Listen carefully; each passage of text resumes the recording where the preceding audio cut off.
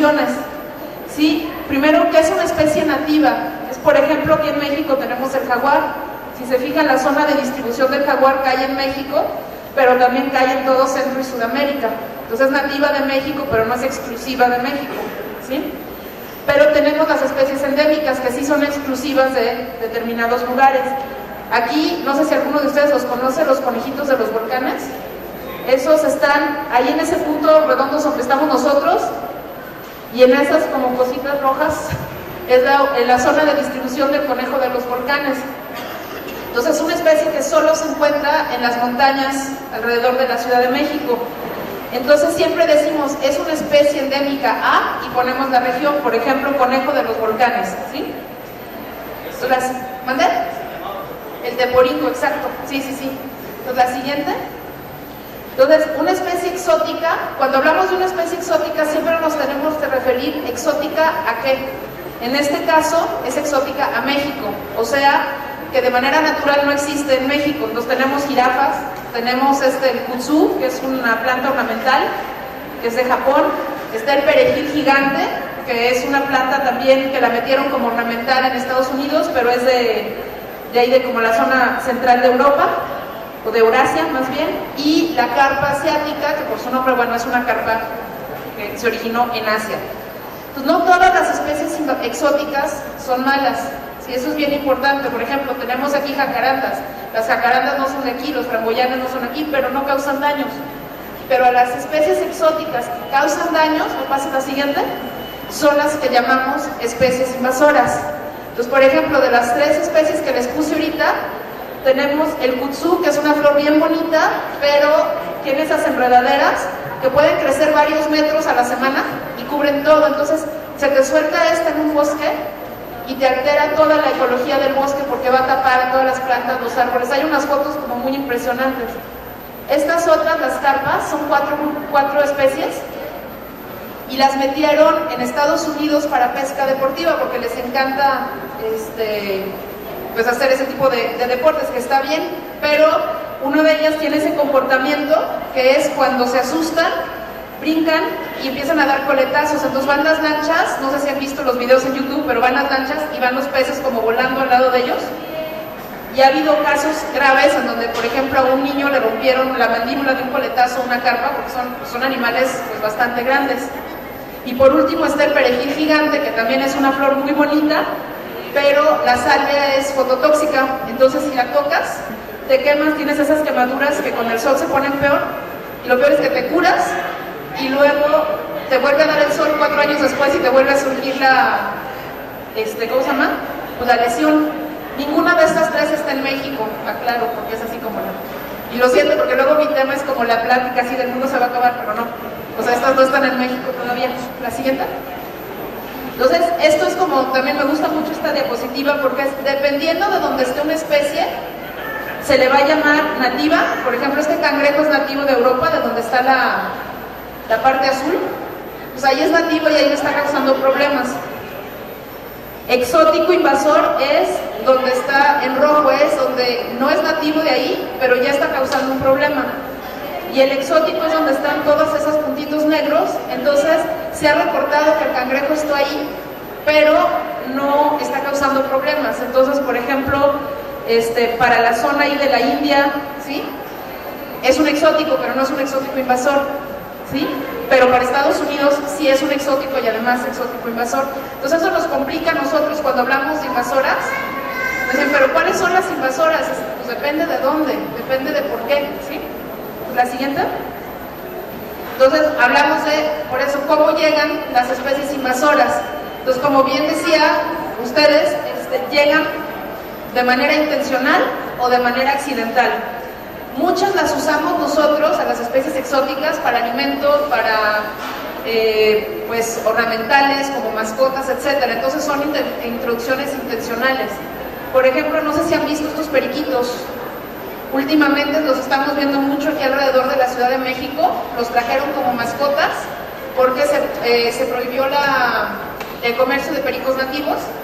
La gente quería mascotas, quería pericos, entonces se les hizo buena idea traer estos periquitos que son argentinos. Y son muy bonitos, la verdad, son chiquitos, con los cachetes grises, la punta de las alas azul, pero estos, inclusive en su lugar de origen, son plaga. Entonces los trajeron a México, por algún error de alguien también se empiezan, pues la típica, estás limpiando la jaula, se te escapó el perico, o ya no lo quieres, lo sueltas.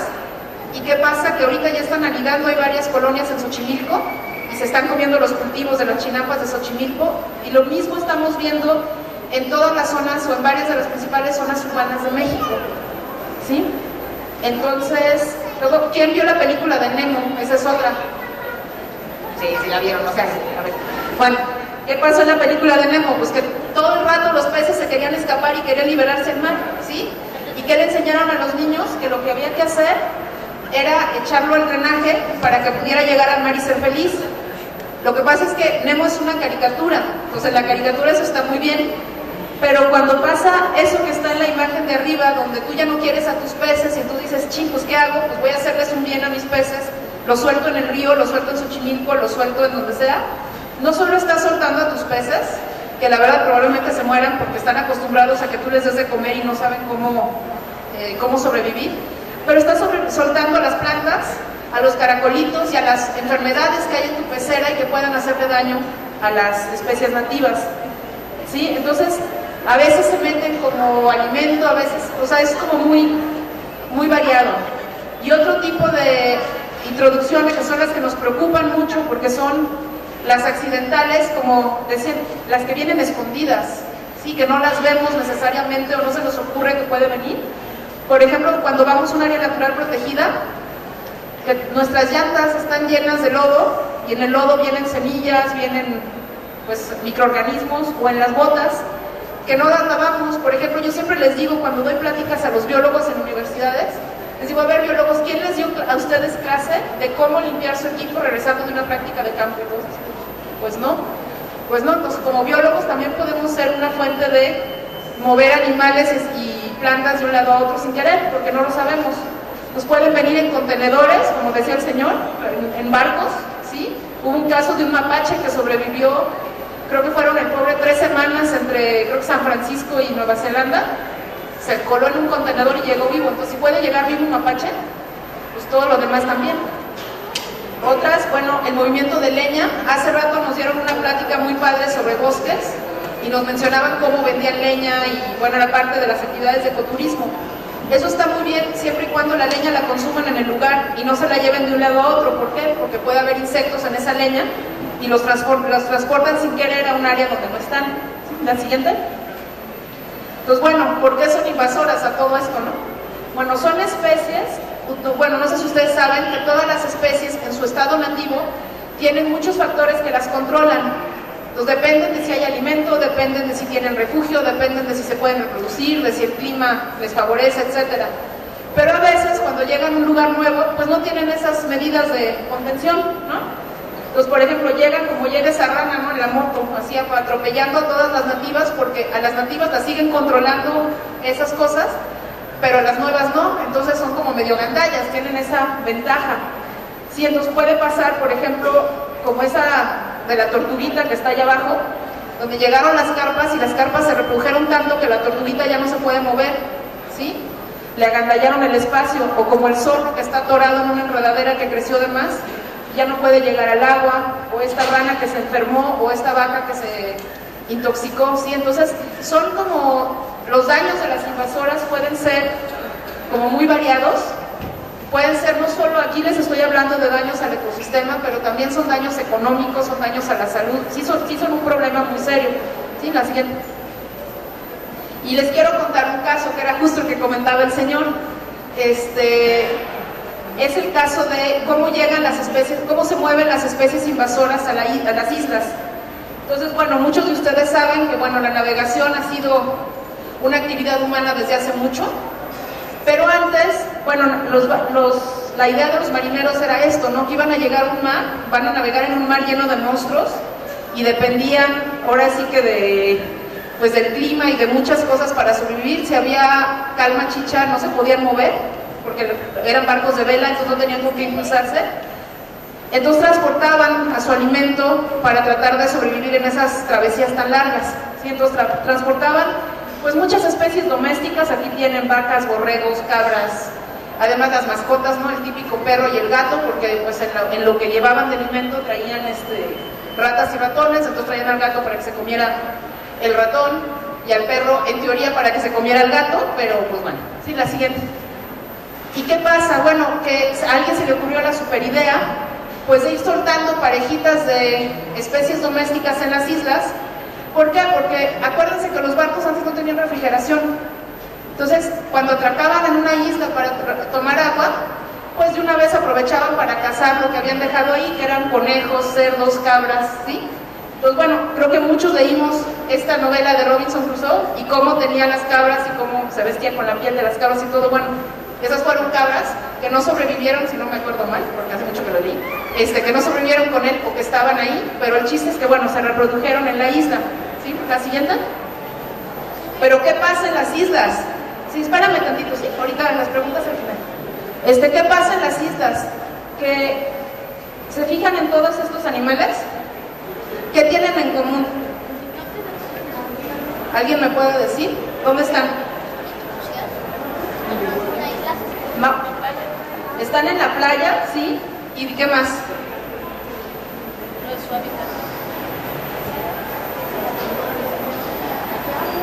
No, estas sí son especies que deberían de haber. Estas son puras especies nativas de diferentes partes del mundo. Pero si se fijan, todas están en el suelo, ¿sí? Son las especies de las islas, anidan en el suelo. ¿Por qué? Porque en las islas normalmente no hay depredadores o no hay nada que los ataque. Entonces ellos evolucionaron para anidar en el suelo y reproducirse así. Hacen colonias, por ejemplo, hay colonias de aves marinas muy grandes y no tienen mecanismos de defensa para depredadores. Pues, ¿pero qué pasa? Tú ya les metiste ratas, les metiste ratones, les metiste cabras, les metiste gatos, ¿sí? Entonces, ¿la siguiente? ¿La siguiente? Entonces, bueno, yo les voy a contar qué pasa aquí, en México, cuando llegaron estos depredadores a las islas de México. No sé si ustedes sabían que tenemos más de 2.500 cuerpos insulares en México. Yo no sabía, cuando empecé a trabajar con ellos, no tenía una idea de todas las islas que había aquí en el país. ¿La siguiente? Y en nuestras islas, síguela, tenemos una biodiversidad grandísima. Todas estas son especies nativas. Hay albatros, hay cormoranes, hay pericos, hay cocodrilos, hay lobos marinos, hay elefante marino, ¿sí? Entonces tenemos una riqueza impresionante en las islas. ¿La siguiente? Y también de nuestras islas viven comunidades de pescadores, hay gente que subsiste de ahí, hay ecoturismo, hay niños que viven ahí, o sea, sus papás se dedican, por ejemplo, en Isla Guadalupe, a la pesca del abulón. Entonces son comunidades ricas tanto biológicamente como socialmente. ¿La siguiente? ¿Y qué pasó? Bueno, pues que también a México llegaron estos vertebrados y que más o menos el 60% de las aves de México las extinciones han sido causadas por este tipo de animales. Y también quiero que vean las fotos, porque también luego me dicen, es que los perritos, los gatitos, pobrecitos, ese perro no se ve feliz, ese perro lo abandonaron y le está pasando muy mal. Este gato también, ¿sí? Entonces también es maltrato animal. Yo voy a la isla, suelto mi mascota, la pasan muy mal, pero ¿qué pasa? Pues que se empiezan a comer. Es como llegar, no sé si han ido a los buffets chinos, que está todo lo que puedas comer. Es exactamente lo mismo, están todos los pollitos anidando en el suelo y llegan los depredadores y escogen uno, luego ya no me gustó, escojo otro, ¿sí? Entonces, es una presión fuertísima para los animales de las islas. Hay un estudio creo que fue en una isla en Estados Unidos, en donde estaban monitoreando las aves que estaban en el suelo y al mes contaban, creo que eran como más de 1,000 muertes nocturnas al mes por la presión de unos gatos que estaban ahí. Cuando quitan los gatos y siguen monitoreando, el número bajó creo que a 80 muertes al mes, que eran, bueno, muertes naturales o muertes de otro tipo. Entonces, esa es la presión tan grande que puede ejercer una especie exótica en un lugar donde los animales no se pueden defender. Entonces, yo les quiero platicar qué está pasando aquí en México y un caso de éxito, porque hay muchos casos de éxito en islas. ¿Sí, la siguiente? Que es Isla Isabel. ¿Alguien sabe más o menos dónde está Isla Isabel? ¿Tú sí? ¿Quién más? Bueno, Isla Isabel está más o menos enfrente de Nayarit. está lo suficientemente cerca de la costa como para que haya movimiento más o menos constante de embarcaciones de la costa a la isla. Isla Isabel tiene, por ejemplo, es casa, que me encantan estos pájaros, que se llaman los bobos de patas azules, que están anidando ahí en el suelo. La UNAM tiene un estudio a muy largo plazo sobre comportamiento de bobos ahí, y bueno, alrededor hay pesca, hay todo lo que quieran, ¿no? La siguiente. También, como les digo, hay movimiento de turistas a la isla, van a pasar el día, hay pesca deportiva, y también hay una comunidad de pescadores que de repente va y se instala ahí varias semanas y luego se regresan a la costa. ¿Sí? La siguiente. Entonces, ¿qué pasa? La siguiente. Pues que llegan las ratas. En alguna embarcación se metió una rata. ¿Pásala? ¿Y qué pasa con las ratas? Pues normalmente hacen más ratas. Síguele, síguele. ¿Sí? Y pues con una rata preñada que se meta, ¿sí? Entonces, ¿qué pasa? Esto, que empiezan a comerse los huevitos, las aves, etcétera, ¿no? Entonces había muchísima presión por parte de las ratas, y además los pescadores decían, es que nos metemos a dormir en nuestras casas y las ratas se comen la comida o nos pasan por encima cuando estamos dormidos, de esa cantidad de animales que había. La siguiente. Entonces, para esto, todo este trabajo lo hace un grupo, que es un grupo de mexicanos que se llama el Grupo de Ecología y Conservación de Islas. Ellos se dedican a quitar los vertebrados introducidos de las islas aquí en México, y de hecho el 25% de limpiezas de vertebrados a nivel global los hacen en México. Yo no sabía, o sea, una cuarta parte de estos trabajos a nivel mundial se hace en México. Sí, entonces ellos llegaron y empezaron a ver, bueno, a ver, hay un problema con las ratas, queremos salvar a las aves, ¿qué vamos a hacer? Entonces se preguntaron tres cosas, ¿sí? De entrada, ¿cuántas ratas hay en la isla y qué comen? ¿Sí? ¿Qué otras especies hay en la isla? Y cómo hacer para eliminar a las ratas sin causar daños. Entonces, por ejemplo, es Isla Isabel, a ver, pasa la siguiente. Tiene dos ventajas. No hay agua dulce en la isla. Entonces dijeron, pues entonces lo mejor es cuando estén más estresadas las ratas, que es en temporada de secas, que no hay agua, ahí. Y luego no hay otros roedores nativos. Eso está muy bien, porque entonces el veneno que ellos iban a usar no iba a dañar a nada más, porque es un veneno muy específico solo para mamíferos, y aquí no había otro más que las ratas introducidas.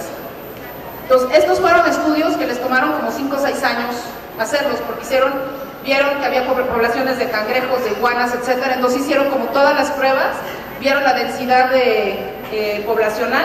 Por ejemplo, allá abajo en la foto, los que están allá no van a alcanzar a ver, pero es una ratita, y les ponen un transmisor y la sueltan para ver el tamaño de territorio, y los están monitoreando para ver como el tamaño de población de las ratas en la isla. ¿La siguiente?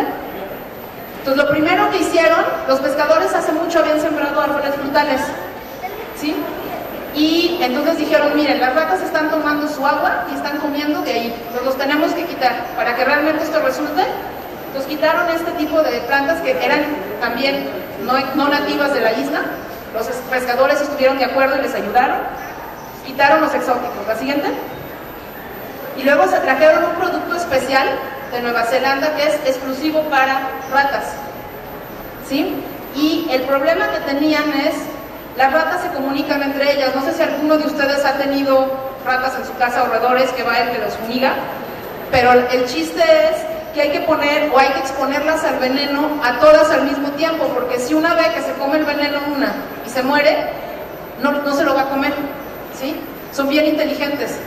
Entonces su reto era cómo cubrir la isla y cómo hacer para que, exterminar a las ratas. Entonces usaron eso, un helicóptero con una cubeta que se trajeron de Nueva Zelanda, y como aquí en México ya ven que somos como el doctor Chunga, lo modificaron para que es una cubeta especial en donde tú metes ahí el veneno, y allá abajo, donde se ve una cosa como roja, hay una especie como de ventilador o de cosa que está dando vuelta, y ellos pueden regular cuántos pellets caen y a qué distancia.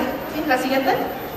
Entonces lo que hicieron fue, llenaron la cubeta de pellets, levantaron el helicóptero estaba conectado a una computadora, ellos ya tenían el mapa de la isla.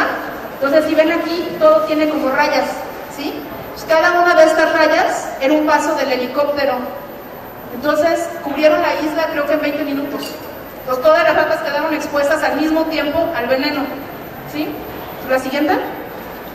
Entonces, bueno, la erradicación funcionó, se hizo una y a las 3 semanas se hizo otra como preventivo. Ya no hay ratas en Isla Isabel. Y también les quiero contar, bueno, este tipo de esfuerzos no los hace una persona o no los hace una organización. Por ejemplo, la Armada, la Marina, presta barcos para este tipo de actividades. Es un barco que cuesta $1,000,000 al día mantener. Y el gobierno lo dona para que el Grupo de Ecología y Conservación de Islas se transporte el helicóptero y el material para llegar a las islas. Entonces, si ven aquí es como ¿cómo se llama la foto? La cubeta es de Nueva Zelanda, el helicóptero es gringo, hay biólogos del gobierno, están los biólogos de GESI. Aquí hay puse varias fotos, son la gente del Grupo de Ecología y Conservación de Islas. Está el que hasta hace poco era el director, Alfonso Aguirre, que se acaba de ganar el premio Midori al medio ambiente por su trabajo en islas. Federico, que está allá, que es el nuevo director, es muy joven, pero es un chavo muy pilas y muy comprometido con su trabajo. Araceli, la que tiene el ratoncito en la cabeza, fue la que dirigió todo este trabajo. Y están, bueno, Tony, Julio, Juliana, Mariam, etcétera. Entonces son un grupo grande, son un grupo entusiasta. Y también yo quería pues contarles esto, ¿no? Porque aquí hay varios niños y niñas, que pues las niñas también pueden ser biólogas y pueden hacer cosas padres como esta, y no solo niños, porque me ha tocado. La siguiente.